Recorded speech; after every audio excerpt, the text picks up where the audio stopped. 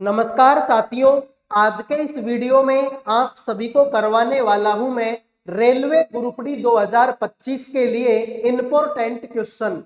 तो आप सभी की डिमांड थी कि सर मैथ के कुछ इंपॉर्टेंट सवाल करवा दो। तो आप सभी की डिमांड पे आज के इस वीडियो में मैथ के कुछ बेहतरीन सवाल मैं आपको करवाने वाला हूं। तो जिन भी बच्चों को मैथ बिल्कुल भी नहीं आती, जो मैथ में बिल्कुल जीरो है और वो चाहते हैं कि वो मैथ में अच्छा स्कोर करके आए, तो इस वीडियो को लास्ट तक देख लेना भाई। इस वीडियो में मैं आपको बिल्कुल जीरो से सवालों को करवाऊंगा और बेहतरीन तरीके से करवाऊंगा। तो अगर ये क्लास आपको पसंद आए तो वीडियो को लाइक कर देना, चैनल को सब्सक्राइब कर लेना भाई। और सभी बच्चे कमेंट सेक्शन में अपनी अपनी एग्जाम डेट मुझे बता दो कि आप लोगों का पेपर कौन सी तारीख को है और कौन सी शिफ्ट में है। तो आइए मेरे भाई सवालों की तरफ बढ़ते हैं। सवाल नंबर पहला आपके सामने है और पहला ही सवाल बहुत जबरदस्त है तुम्हारे लिए कि एक दुकानदार तीन उत्पाद ए, बी और सी खरीदता है। उन्हें क्रमशः 20%, 30% और 40% के लाभ पर बेचता है। यदि इन उत्पादों के क्रय मूल्य का अनुपात 4:3:2 है तो इनके विक्रय मूल्यों का अनुपात बताओ क्या होगा। तो देखते हैं आप में से कितने बच्चे इस सवाल का आंसर करेंगे। फटाफट कमेंट करो मेरे भाई। तो ध्यान से देखो भाई, सबसे पहले तो तुमको एक बात जो समझनी पड़ेगी कि परसेंटेज का मतलब हमेशा कितना होता है, 100 होता है। यहां पर मेरे भाई क्रय मूल्य का अनुपात है 4:3:2। तो मेरे भाई मैं क्या मानता हूं कि क्रय मूल्य को, अब देखो, या तो तुम 4 मान के कर लो, या फिर 40 मान के कर लो, या 400 मान के कर लो। तो मेरे हिसाब से तो 400 मान के कर लो, मजा आ जाएगा। देखो ये 4 है तो मैं इसको लिख देता हूं 400, ये 3 है तो मैं इसको लिख देता हूं 300, और ये 2 है तो मैं इसको लिख देता हूं 200। ये मान के करने में आपको मजा आ जाएगा भाई। अब देखो विक्रय मूल्य की मैं बात करता हूं, विक्रय मूल्य की, तो पहली वस्तु कितने रुपए की है, 400 रुपए की है। लेकिन इसको तो 20% के लाभ पर बेचा है। 20% के लाभ का मतलब है 120। तो 120 बटे में क्या होगा, 100 होगा। तो 100 से 100 कटेगा, 12 चौके 48, यानी कि कितना आएगा, 480। मैं दूसरे वाले को देखता हूं, इसका विक्रय मूल्य कितना है, 300 रुपया है। और इसको मेरे भाई किस पे बेचा जाता है, 30% के लाभ पर बेचा जाता है। 30 का मतलब है 130। तो 130 बटे में क्या होगा, 100 होगा। तो वही बात करेंगे, 2 जीरो से 2 जीरो काटेंगे और 13 तिया 39, कितना होगा, 390 होगा। अगले वाले की मैं बात करता हूं, तो अगले वाला कितना है, 200 है। इस 200 को बेचा जाता है 40% के लाभ पर। 40 का मतलब है 140। तो इसको कर देंगे 140 बटे में मेरे भाई क्या करेंगे, 100 करेंगे, 2 जीरो काटेंगे, 14 दूना 28, यानी कि ये आएगा कितना, 280। तो मेरे भाई अब देख लो, ये कितना आया था, 480 आया था। ये कितना आया है, 390 आया है। और ये कितना आया है, 280 आया है। तो भाई जीरो से जीरो काट दो, ये कितना बचा, 48, 39 और 28। तो 48, 39 और 28, यही तुम्हारे सवाल का राइट आंसर हो गया।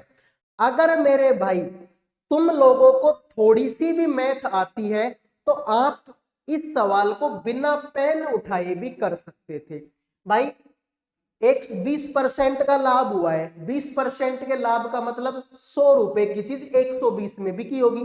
तो 120 यानी 12 चौके 48, 13 तिया 39 और 14 दूना 28, हो गया सवाल। तो कहां पर पेन उठाने की जरूरत पड़ी, नहीं पड़ी। उम्मीद करूंगा सवाल समझ में आ गया हो। आइए अगले सवाल पर बढ़ते हैं। जिन बच्चों को सवाल समझ में नहीं आए ना, वो वीडियो को थोड़ा पीछे लेके देख लिया करो, मैं गारंटी देता हूं समझ में आएगा। अगले सवाल पर बढ़ते हैं। देखो वीडियो में आगे बढ़ने से पहले जो भी स्टूडेंट आप में से रेलवे ग्रुप डी एग्जाम 2025 की तैयारी कर रहे हैं, जिनका भी एग्जाम अभी तक नहीं हुआ, आने वाले दिनों में जिन भी बच्चों का एग्जाम है उन सभी के लिए करंट अफेयर का, जीके का, रीजनिंग का और मैथ सब्जेक्ट का पीडीएफ तैयार कर दिया केवल 100 रुपए में। 100 रुपए में आपको चारों सब्जेक्टों का कंप्लीट पीडीएफ दिया जाएगा। इस पीडीएफ में इंपॉर्टेंट क्वेश्चन भी होंगे और उन क्वेश्चनों का डिटेल में आंसर भी होगा। अगर कोई बच्चा इस पीडीएफ को ध्यान से मन लगाकर पढ़ लेता है तो लगभग उसका सिलेक्शन पक्का है, क्योंकि मेरे भाई पीडीएफ में वैसे ही क्वेश्चन है जैसे क्वेश्चन आप लोगों से एग्जाम में पूछे जाएंगे।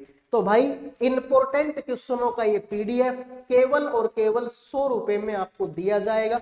जिन भी बच्चों को चाहिए इन नंबरों पे व्हाट्सएप मैसेज करके चारों सब्जेक्टों का पीडीएफ आप ले सकते हो। आइए मेरे भाई अगले सवाल पर बढ़ते हैं।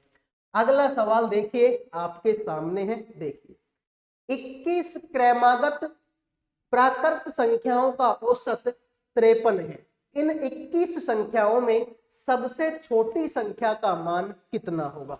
तो देखते हैं आप में से कितने बच्चे इस सवाल का आंसर करेंगे। दिखने में लग रहा होगा कि सवाल तो कठिन है मेरे भाई, लेकिन मैं तुमको बता दूं ये सवाल केवल 1 सेकंड का है। सर 1 सेकंड में ये सवाल कैसे होगा?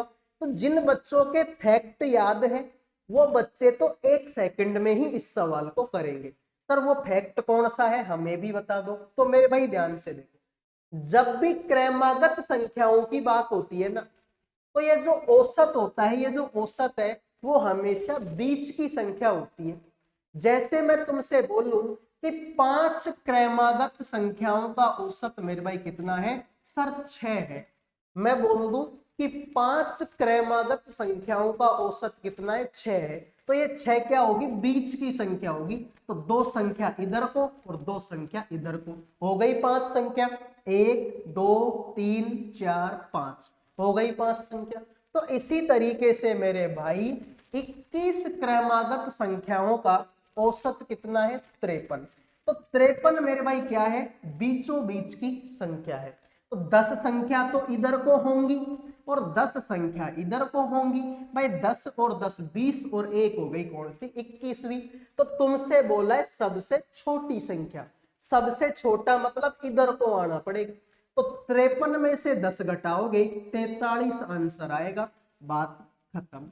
अगर वो तुमसे पूछता कि सबसे बड़ी संख्या बताओ तो 53 में 10 जोड़ देते 63 आंसर आ जाता। तो बस हो गया सवाल। जरूरत पड़ी, अगर मैं चाहता तो बिना पेन उठाए भी कर सकता था, और अब तुम भी कर दोगे। अब तुम भी कर दोगे भाई। तो मैं तुमको एक होमवर्क क्वेश्चन दे रहा हूं, मैं तुमको एक होमवर्क क्वेश्चन दे रहा हूं कि भाई 25 क्रमागत संख्याओं का औसत, 25 क्रमागत संख्याओं का औसत 51 है। 25 क्रमागत संख्याओं का औसत 51 है। तो सबसे बड़ी संख्या बताओ क्या होगी? तो सबसे बड़ी संख्या बताओ क्या होगी? सवाल को एक बार फिर से सुन लो। होमवर्क क्वेश्चन दिया कि 25 संख्याओं का, 25 क्रमागत संख्याओं का औसत 51 है। तो सबसे बड़ी संख्या बताओ कौन सी होगी? अब चलते हैं अगले सवाल। आओ मेरे भाई अगले सवाल को देखते हैं। निम्नलिखित व्यंजक को सरल करें। बहुत आसान सवाल है सर, ध्यान से देखो कैसे हम इस सवाल को कर पाएंगे। आ जाइए। तो मैंने बोला था ना भाई कि जिन भी बच्चों को मैथ नहीं आती, जिनको मैथ से लगता है डर, इस वीडियो को लास्ट तक देख लेना। काफी हद तक मैं आपका वो डर खत्म कर दूंगा, मैथ पढ़ने में भी मजा आएगा भाई। ठीक है, ध्यान से देखो। सर 25 का तो 25 है, कोई दिक्कत नहीं है। माइनस का माइनस है, ठीक है, ये भी कोई दिक्कत नहीं है। 2 दूना होता है 4, तो 2 बार भाग जाएगा, ठीक है। 11.5 में 9.5 जोड़ोगे, ठीक है भाई, जोड़ना सिखा देते हैं। 11.5 में कितना जोड़ोगे? 9.5 जोड़ोगे तो आप बोलोगे आंसर कितना आएगा? 21। कैसे आएगा वो देखो। 5 और 5 होता है 10, 10 की हासिल 1, तो 1 और 11 12, 12 और 9 होता है 21। तो इनको जोड़ने पर कितना आएगा 21। ध्यान से देखो 25 में से 2 घटेगा तो 23 होगा, 23 में 21 जोड़ेंगे आंसर 44 आएगा। मजे मजे, ठीक है भाई, मजे मजे। तो जिन्होंने आंसर सी दे दिया उनके मजे, बाकी सभी का गलत है। आओ मेरे भाई अगले सवाल पर बढ़ते हैं। देखो, एक वस्तु को बेचते समय 20% और 30% की दो क्रमागत छूट दी गई, वस्तु के अंकित मूल्य और विक्रय मूल्य का अनुपात बताओ क्या होगा। एकदम वाहियात सवाल है, घटिया सवाल है, ठीक है भाई, लेकिन क्या करें, एग्जाम में ऐसे सवाल पूछे जाते हैं। ठीक है भाई, ध्यान से देखो भाई, तुमसे बोला है कि एक वस्तु है जिसको बेचते टाइम एक छूट मिली 20% की, दूसरी छूट मिली 30% की। तो भाई मान लो कि यार वो वस्तु कितने रुपए की है, 100 रुपए की वो वस्तु है, उस पे 20% की छूट दे दी। अब दुनिया में तो सब कुछ 100% है भाई, तुम भी 100%, मैं भी 100%, ये पेन भी 100%, ये बोर्ड भी 100%, सब कुछ इस दुनिया में परफेक्ट है, सब कुछ इस दुनिया में 100% है। अब 100 में से 20 की छूट दे दी तो कितना बचा, 80 बचा। तो मेरे भाई ये हो गया कितना, 80/100। अगला बोला कि 30% की छूट दी, तो दुनिया में सब कुछ 100% है, 100 में से 30 की छूट दे दी तो ये बचेगा कितना, 70/100। तो मेरे भाई क्या करेंगे, 100 से 100 काट देंगे और 2 जीरो से 2 जीरो भी काट देंगे, 8 7 56। तो मेरे भाई वो चीज कितने में बिकी है, 56 रुपए में वो चीज आपकी बिक गई है। तो तुमसे बोला अंकित मूल्य और विक्रय मूल्य का अनुपात, तो अंकित मूल्य मैंने शुरू में कितना माना था, 100, तो 100 रुपए और 56 रुपए का अनुपात अगर तुम निकालोगे तो 4 का भाग दोगे तो 25 बार जाएगा, लेकिन इसमें 4 का भाग नहीं जाएगा। ठीक है मेरे भाई, बिल्कुल, सॉरी 54 है ना, ये 56 है, ठीक है। अब 4 का जाएगा, 4 का भाग देंगे तो 25 बार जाएगा, 4 का भाग देंगे तो 14 बार जाएगा।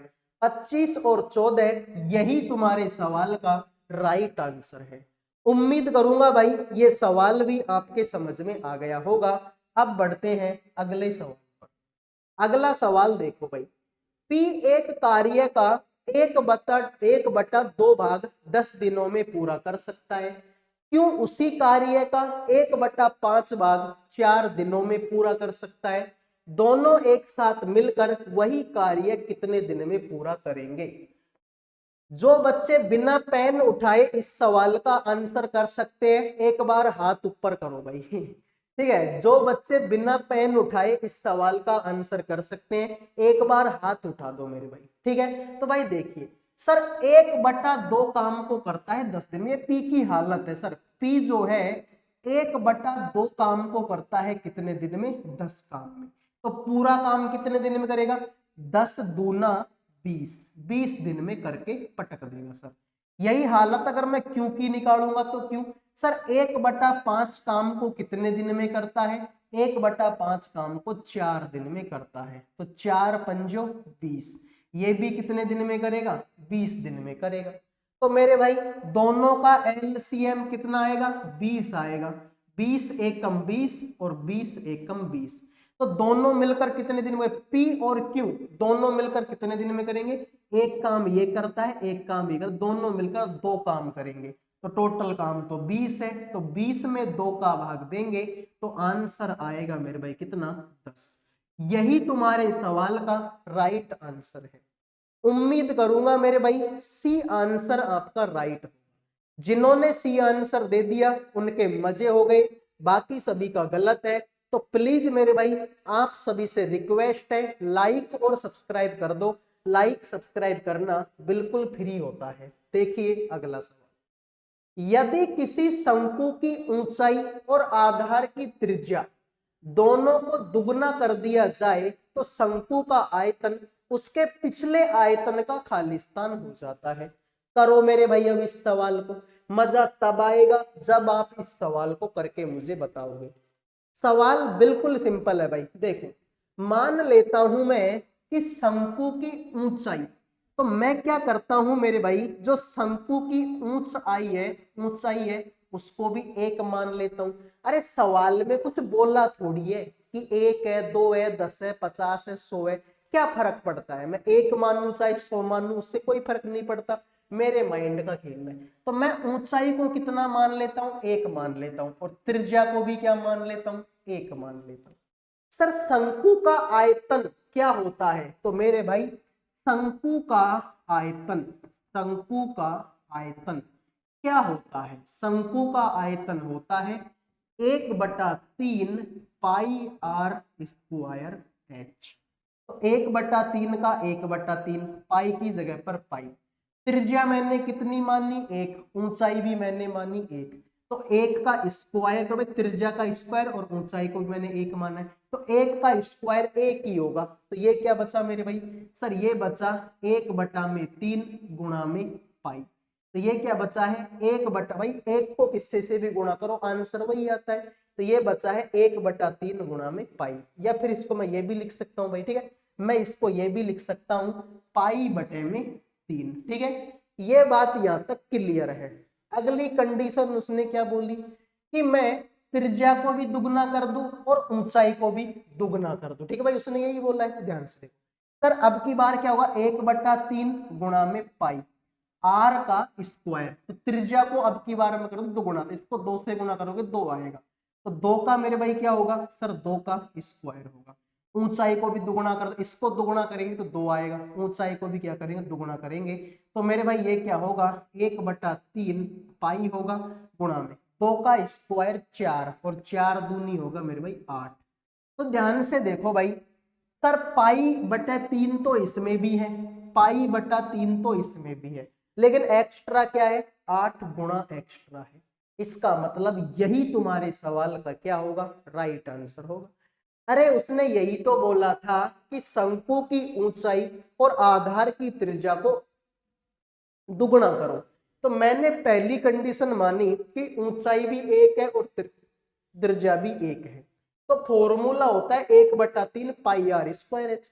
तो 1/3 सेम टू सेम, पाई को भी सेम टू सेम, त्रिज्या मैंने 1 मानी तो 1 का स्क्वायर 1 ही होगा, ऊंचाई भी मैंने 1 मानी तो 1 को 1 ही लिखेंगे, तो इसको 1 से गुणा करें तो कोई फर्क पड़ने वाला है नहीं, वही तुम्हारा पाई/3 आएगा। अगली कंडीशन बोली वो दुगुना कर दो भाई, तो 1/3 पाई तो सेम टू सेम है आर स्क्वायर, लेकिन त्रिज्या को तो दुगुना कर दिया ना मैंने, तो 2 का स्क्वायर क्या होगा, 2 का स्क्वायर 4 होगा। ऊंचाई को भी मैंने दुगुना अगर 2 लिख दिया तो 4, ऊंचाई गुणा में है तो 4 दूनी क्या होगा 8 गुणा, तो ये हो गया मेरे भाई 8 गुणा ज्यादा। तो यही तुम्हारे सवाल का राइट आंसर है। उम्मीद करूंगा ये सवाल समझ में आ गया होगा। अगले सवाल को देखते हैं। दिए गए भिन्नों में 2/5, 3/7 और 4/9 का लसागु बताओ क्या होगा। तो मेरे भाई आप लोगों से क्या बोला है, आप लोगों से बोला है कि 2/5 का, 3/7 का और 4/9 का तुमको क्या निकालना है, लसागु निकालना है। तो मेरे भाई जब भी इनका लसागु निकालना हो तो ऊपर की संख्याओं का तो क्या निकालते हैं, लसागु, और नीचे की संख्याओं का क्या निकालते हैं, मैसेग। अगर वो ये बोलता कि इनका मैसेग निकालो तो फिर क्या करते, फिर उल्टा करते, ऊपर की संख्याओं का मैसेग निकालते और नीचे की संख्याओं का लसागु निकालते। यानी कि तुम तो ये मान के चल लो कि वो जो भी पूछता है ना वो ऊपर की संख्याओं का निकालेगा। अगर लसागु पूछेगा तो ऊपर कीओं का लसागु निकाल दो, अगर वो मैसेग पूछेगा तो ऊपर कीओं का मैसेग निकाल दो। फिलहाल उसने हमसे लसागु, इनका लसागु 2, 3 और 4, ऐसी कोई संख्या ढूंढो मेरे भाई जिसमें 2 का भी भाग चला जाए, 3 का भी और 4 का भी। क्या वो संख्या 12 है क्या, 12 में 2 का भी भाग जाता है, 12 में 3 का भी भाग जाता है और 12 में 4 का भी भाग जाता है। सही है ये बात, बिल्कुल सर सही है। फिर इनका निकालना है मैसेग, ऐसी कोई संख्या ढूंढो जो इन सबको काट दे। तो सर 1 का भाग 5 में भी जाता है, 1 का भाग 7 में भी जाता है और 1 का भाग 9 में भी जाता है। 1 के अलावा ऐसी कोई संख्या नहीं, क्योंकि देखो ये अभाज्य संख्या है, ये भी अभाज्य संख्या है, अभाज्य संख्याओं में किसी का भाग जाता ही नहीं, एक का ही जाता है। तो एक को चाहे तुम लिखो चाहे मत लिखो, क्या फर्क पड़ता है, आंसर तुम्हारा क्या होगा, 12 होगा। बात खत्म। आओ मेरे भाई अगले सवाल पर बढ़ते हैं, ध्यान से देखो।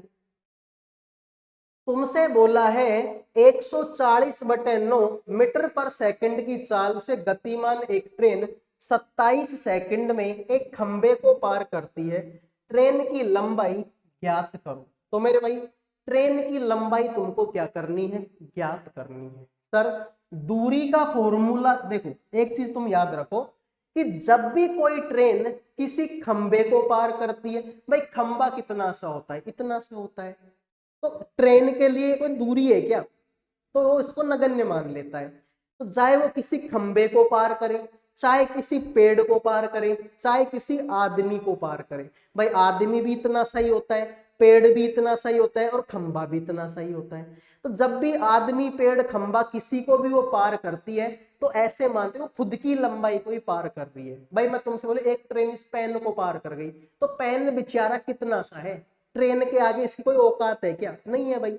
तो इसका मतलब ट्रेन खुद की लंबाई को ही पार करती है, इसको नगण्य मान लेते हैं। तो मेरे भाई दूरी बराबर में क्या होता है, दूरी बराबर में होता है चाल गुणा में समय, चाल गुणा में समय होता है। तो चाल कितनी है 140/9 और समय कितना है 27 सेकंड का। तो मेरे भाई 9 तिया 27, 14 दूनी 28, 14 तिया 42, 420 तुम्हारे सवाल का क्या हो गया, राइट आंसर हो गया। आओ मेरे भाई अगले सवाल पर बढ़ते हैं। निम्न समीकरण में प्रश्नवाचक चिन्ह के स्थान पर कौन सी संख्या आ सकती है, सभी बच्चे बताएंगे मेरे भाई। इस सवाल में आपसे पूछा है कि प्रश्नवाचक चिन्ह के स्थान पर कौन सी संख्या आएगी। बड़ा सिंपल सवाल है, ध्यान से देखो। मैं इस सवाल को 20 सेकंड में तुमको करवा के पटक दूंगा, ठीक है भाई, ध्यान से देखिए भाई, ठीक है, समझाने में टाइम लगेगा वरना सवाल 20 ही सेकंड का है। ध्यान से देखो, 540 का 540 का मतलब गुणा होता है 42, परसेंटेज है मतलब बटे में 100 लगेगा, का मतलब फिर गुणा 11 बटे में कितना है 14 है, का मतलब फिर गुणा 5 बटे में 9 है। ठीक है भाई, अब ध्यान से देखो, काटा पीटी करो भाई, 0 से 0 कटेगी, 14 दूना 28, 14 तिया 42, 9 दूना 18, 9 दूना 5 45, 9 6 54, कितना हो गया 5 एकम 5, 5 दूनी 10 और 2 एकम 2, 2 तिया 6, तो 11 तिया 33 और 33 तिया 99, इधर को बच गया 99, इधर को मेरे भाई इसका तो स्क्वायर है, तो मैं इसको x का स्क्वायर मान लेता हूं, माइनस का 45, तो माइनस का 45 इधर को आएगा, तो x स्क्वायर बराबर में क्या होगा 99 प्लस में 45 होगा, जो कि जोड़ने पर 144 आता है। तो स्क्वायर हटेगा तो रूट लगेगा, स्क्वायर हटेगा तो रूट लगेगा, अंडर रूट 144 जो कि होता है 12 के बराबर। तो जिन्होंने 12 आंसर दे दिया है उनका सही है, बाकी सभी का सवाल गलत हो चुका है। तो हो गया मेरे भाई सवाल, छोटा सा सवाल था, प्यारा सा सवाल था भाई। ये 540 है तो 540 मैंने लिखा, 42% का मतलब है 42/100, का मतलब गुणा 11/14, 5 बटे में 9, तो 0 से 0 काटी, ठीक है, 14 दूना 28, 14 तिया 42, 5 एकम 5, 5 दूनी 10, 9 छिका 54, ठीक है भाई, और 2 तिया 6, तो 11 तिया 33, 33 तिया 99, 45 माइनस का है, इधर को आएगा प्लस का होगा, तो 99 और 45 कितना होता है 144, स्क्वायर हटेगा तो रूट लगेगा, अंडर रूट 144 12 होता है, बात खत्म। आओ मेरे भाई अगले सवाल पर पढ़ लेते हैं। एक पंक्ति में व्यवस्थित 5 संख्याओं का औसत 309 है, पहली 2 संख्याओं का औसत 431 है और अंतिम 2 संख्याओं का औसत 231.5 है, तो पंक्ति के ठीक बीच में कौन सी संख्या होगी। तो मेरे भाई ध्यान से देखो, जब भी औसत बोलता है तो अगर उसका योग निकालते हैं तो औसत गुणा में संख्या करते हैं। तो मेरे भाई 5 संख्याओं का योग क्या होगा, ये मान के चलो, 5 संख्याओं का योग क्या होगा? तो मेरे भाई ध्यान से देखो, इनका औसत कितना है? 309 है और संख्या कितनी है मेरे भाई? 5 है। 309 को 5 से गुणा करेंगे 1545 आंसर। ठीक है भाई, ध्यान से देखो। अब देखो पहली दो संख्या, तो मेरे भाई पहली दो संख्याओं का योग क्या होगा? पहली दो संख्याओं का योग मेरे भाई क्या होगा? इनका औसत कितना है? 431। तो 431 को 2 से गुणा करेंगे, आंसर आएगा 862। इनका 62 हो गया। अंतिम दो संख्या, अंतिम दो संख्याओं का योग कितना होगा? अंतिम दो संख्याओं का योग कितना होगा? इनका औसत कितना है? 231 पॉइंट में 5 और संख्या 2 है तो 2 से गुणा करेंगे, आंसर आएगा 462 यानी कि 465 इसका आंसर, सॉरी 463 इसका आंसर आएगा। ठीक है भाई, तो बिल्कुल। तो देखो ये टोटल संख्या 5 थी, तो 2 और 2 4, सर ये संख्या तो 4 ही रह गई, 2 और 2 4, तो इन चारों का औसत कितना? सॉरी योग 3 और 2 5, 6 और 6 12, 8 और 4 12 और 1325। तो सभी 5 संख्याओं का योग तो कितना था? 1545। और ये दो 4 संख्याएं, इनका योग कितना है? 1325। तो इसको घटा लो, आंसर आएगा 0 2 220। क्या ऑप्शन में है? क्या बिल्कुल ऑप्शन में है, यही तुम्हारे सवाल का राइट आंसर है। हो गया ना सवाल भाई? 5 संख्याओं का औसत 309 है, तो योग कितना होगा? 309 गुणा में 5 1545। पहली दो संख्याओं का औसत 431, तो 431 गुणा में 2 862। अंतिम दो संख्याओं का औसत 231.5, तो 231.5 को 2 से गुणा करेंगे 463। तो दो संख्या तो ये और दो संख्या हो गई कितनी? 4। तो 4 संख्याओं का जोड़ कितना आ गया?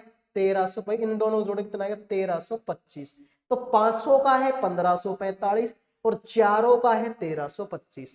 तो 1545 में से 1325 घटाऊंगा, 220 आंसर आएगा। उम्मीद करूंगा ये सवाल समझ में आया होगा, ये क्लास भी पसंद आई होगी। पसंद आई है तो वीडियो को लाइक करो, चैनल को सब्सक्राइब करो। अगले वीडियो में मिलूंगा। जय हिंद, जय भारत।